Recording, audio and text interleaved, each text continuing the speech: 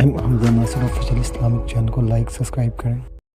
اللہ سے راز و نیاز کی باتیں، جو باتیں بندہ کسی سے نہیں کر سکتا وہ اپنے رب سے ڈائریکٹ کرتا ہے، اپنے دل کے سارے دکھڑے اپنے رب کی دہلیز پہ رکھتا ہے اور اپنی ساری ضرورتیں مالک کی چوکھٹ پہ رکھ دیتا ہے، اور اس سے مانگتے ہوئے بندے کو شرم نہیں آتی، حیا نہیں آتا، بلکہ اس سے مانگتے ہوئے فخر محسوس ہو رہا ہوتا ہے کہ میں اپنے رب سے مانگ رہا ہوں۔ کسی اور سے مانگیں تو جھجک لگتی ہے، لیکن مالک سے مانگیں تو اپنائیت کا احساس ہوتا ہے کہ میں اس سے مانگ رہا ہوں، اس لیے کہ وہ ہمارا رب لگتا ہے، ہمارا اس سے ربط کتنا گہرا ہے۔ مسجد نبوی کا ایک کونا تھا اور ایک بندہ وہاں بیٹھ کے دعا مانگ رہا تھا۔ اس کے دعا کے لفظوں پہ غور کیجئے، اے اللہ میں تجھ سے اس لیے مانگتا ہوں کہ تو میرا اللہ ہے، تیرے علاوہ میرا ہے بھی تو کوئی نہیں۔ تو یہ وہ دعا مانگ رہا تھا اور مسجد نبوی کے کونے میں بیٹھا تھا۔ حضور نے دیکھا تو ایک صحابی سے کہا، وہ جو دعا مانگ رہا ہے اس کو جا کے بتا دو تمہاری دعا قبول ہو گئی ہے۔ وہ مانگ اس ڈھب سے رہا ہے۔ تو یہ دعا اپنے رب سے نیاز ہے، دعا خود عبادت ہے۔ جب تمہاری ضرورتوں کا کفیل وہ ہے تو پھر اس سے نہیں مانگیں گے تو کس سے مانگیں گے؟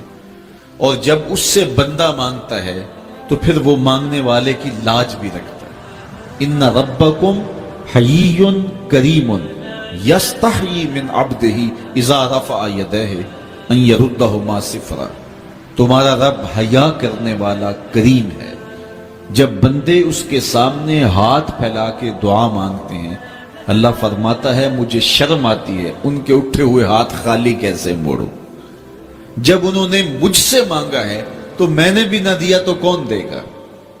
میں ایک سادی سی بات کرتا ہوں، اتنے لوگ جتنے لوگ یہاں بیٹھے ہیں اگر کسی دنیا دار کے ڈیرے پہ چلے جائیں اور اس سے کوئی چیز طلب کریں اور وہ دینے کی استطاعت رکھتا ہو تو وہ کیا خالی لٹائے گا؟ وہ کہے گا اتنے لوگ آگے ہو تو ڈیرہ داری کی شان کے خلاف ہے کہ میں ان کو خالی لٹاؤں۔ تو جب یہ دنیا دار خالی نہیں لٹاتا تو رب کیسے خالی لٹائے گا؟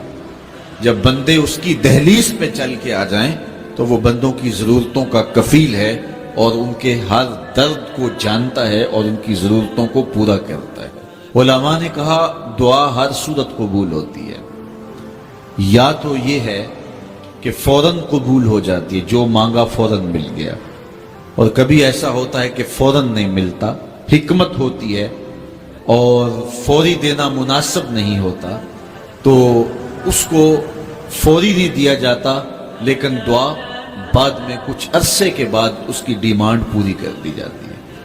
اور کبھی ایسا ہوتا ہے نہ فوری دیا جاتا ہے نہ بدیر دیا جاتا ہے، اس دعا کو ذخیرہ کر لیا جاتا ہے اور حشر کے دن اس کا بدلہ دیا جائے گا۔ اور روایت میں آتا ہے حشر کے دن جب ان دعاؤں کا بدلہ دیا جائے گا جن کا بدلہ دنیا میں نہیں ملا تھا تو لوگ آرزو کریں گے کاش کہ دنیا میں کوئی دعا قبول ہی نہ ہوئی ہوتی، سارے صلے آخرت میں ملتے۔ اللہ اکبر۔ کبھی ایسا ہوتا ہے جو مانگا جاتا ہے وہ نہیں دیا جاتا، اس کے بدلے میں کچھ اور چیز دے دی جاتی ہے جو اس کی ضرورت ہوتی ہے اور جو اس کے لیے مناسب ہوتی ہے۔ وہ کچھ اور مانگ رہا ہوتا ہے لیکن اللہ اپنی حکمت کے تحت اسے کچھ اور عطا کر دیتا ہے۔ بہر صورت دعا قبول ہوتی ہے اور بندوں کے اٹھے ہوئے ہاتھ اللہ پسند کرتا ہے۔ آج یہ بھی بحث چلتی ہے نہیں مانگنا چاہیے، فلاں وقت میں نہیں مانگنا چاہیے، تو وہ کہتا ہے مجھ سے مانگو جب بھی مانگو، میرا دست کرم تمہیں دینے پہ آمادہ ہے۔ اور اگر کوئی نہیں مانگتا تو فرمایا کل ما یابو بکم ربی لولا دعاؤکم، اے محبوب فرما دو اگر یہ نہیں مانگیں گے تو اللہ بھی پرواہ نہیں کرے گا۔ مانگنا تمہاری ضرورت ہے، اگر تم مانگتے رہو گے تمہاری جھولیاں بھرتا رہے گا، اور اگر تمہیں اسے نہیں پکارو گے تو وہ بھی تمہاری پرواہ نہیں کرے گا۔ تو اس کے حضور دعائیں مانگو۔ حمزہ ناصر آفیشل اسلامک چینل کو لائک سبسکرائب کریں۔